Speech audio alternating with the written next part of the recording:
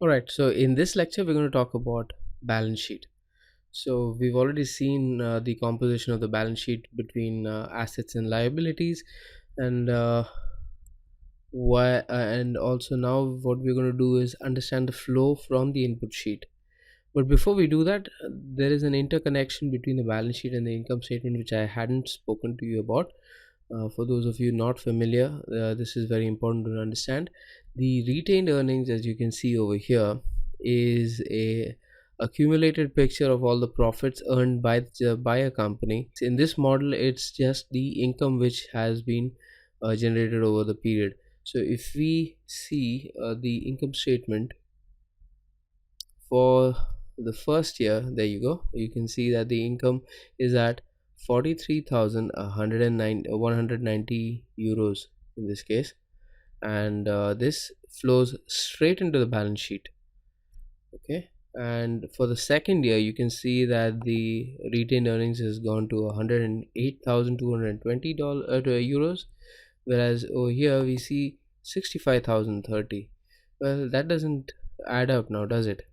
Yes, it does if you consider the total of the first year. So if I take this and this, you can see that is I've done is I've clicked on cell AB21, and I've clicked on and I press Control. I hold down the Control key and click cell O21. With these two cells clicked, Excel has this neat method of calculating the a snapshot. So on the snapshot below, you can see that the sum is matching with what we have in the balance sheet. So that's the beauty of having an interconnected model. Okay, so that covers the interconnection between the balance sheet and the income statement. Now let's move into the input sheet. So we've covered the income statement flows. Now the balance sheet details start with the cash invested in the business. So the cash invested in the business, in this case, I've kept it very low at 10,000, but we can also start at 100,000. Now some of you might be familiar with investors wanting a separate sheet. Well, it doesn't take too much. You can just clearly add another sheet if you want and separate this 100,000 between how much is invested by the owners and how much is to be brought in by the shareholders. So that I leave to you, because I didn't want to make that too complex over here.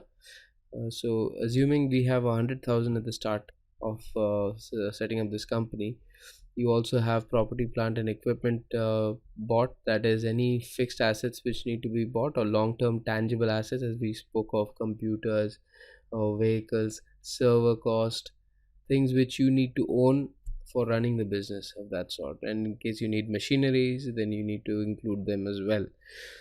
Now the average useful life of the assets, the useful life is the estimated amount of years you can expect to use such an asset, after which the value is going to be depreciated. Now think of this, think of your mobile phone. So say for example you have an Android phone, and you've bought it today. You plan to use it not just for 6 months. You may use, some people do, well, I'm talking about in the general public. So the general public would probably use it for 1 to 2 years at least. So the useful life of an iPhone or an Android phone would be reasonably at 2 to 3 years. So you can choose it at 2 or 3 based on your usage. So in this case, similarly, think of your assets, the assets which you're buying, which your business is buying, and bring come up with an average life. Don't make it too long. Don't make it 20 years, thinking that I used my last phone for 5 years, so maybe I can use my business assets for so many years. It's something which is reasonably to be accepted. Again, it's an estimate. There's no right wrong answer, but use what you feel is reasonable. All right.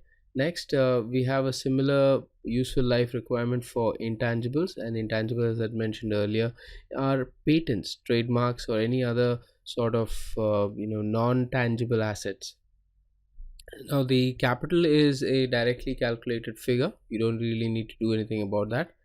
Long term borrowings, I will skip that for now, unless any of you have borrowings. We will not cover that in this course. just for keeping things simple. If you do have borrowings, feel free to make a post, and I will include that within this model. And for now, I'll just skip that over.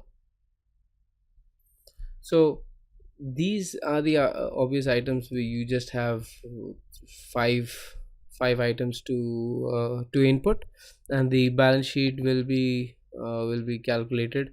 But you notice that it won't, because there is something which we have under cash conversion cycle, which actually needs to be populated for the balance sheet.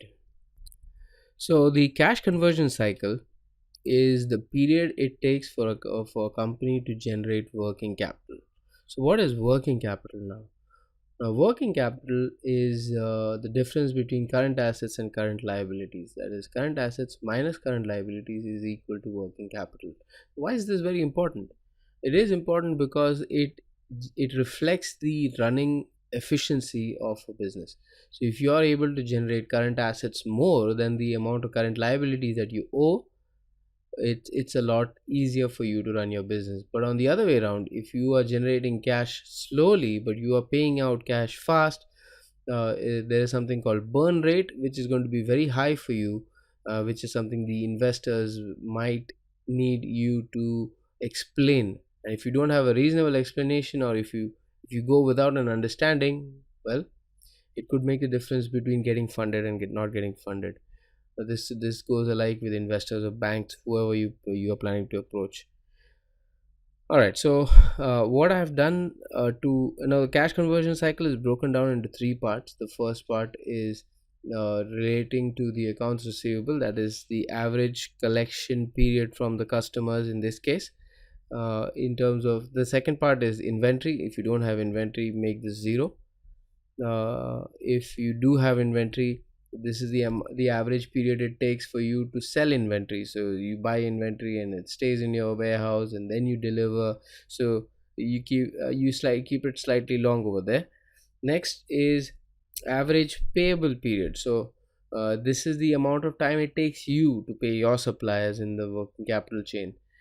So that unless you are having exact details as to what your customer period is going to be, average collection period is going to be, the average inventory on hand is going to be, uh, try to leave it at 30, 60, 30. If you do have a clearer picture, then you can obviously change that to your liking.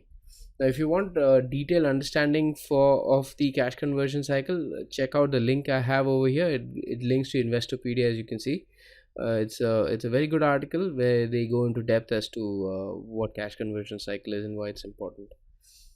Okay, so moving on to the balance sheet. So we have the balance sheet automatically populated through formula. The cash and cash equivalence is something which is calculated as a plug figure. That is, once the other items in your balance sheet get populated due to the income statement and the input sheet, the balance sheet won't match, because it is not being prepared in the ordinary course. This is a forecast. So within the forecast, to make sure that the balance sheet tallies or the balance sheet matches, that is the total assets equal to total liabilities, the balancing figure is always taken as cash and cash equivalents. Okay, so in this case, the company started with $100,000 euros in cash, and as you can see, the figures in euros is also being reflected here, because because we had initially set currency at euros. If we change this to USD again, which I wish to do, we can see that the balance sheet now reflects figures in USD. All right, so the 100,000 dollars was what was invested earlier, and now it has gone up to $138,794. So the company has actually generated more cash than was invested initially. It's a good thing. A lot of startups have a lot of difficulty generating cash in the first few years, but that's understandable.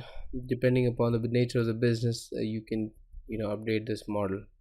Well, that covers what I needed to discuss on balance sheet. I will catch you in the next lecture. Thanks for watching.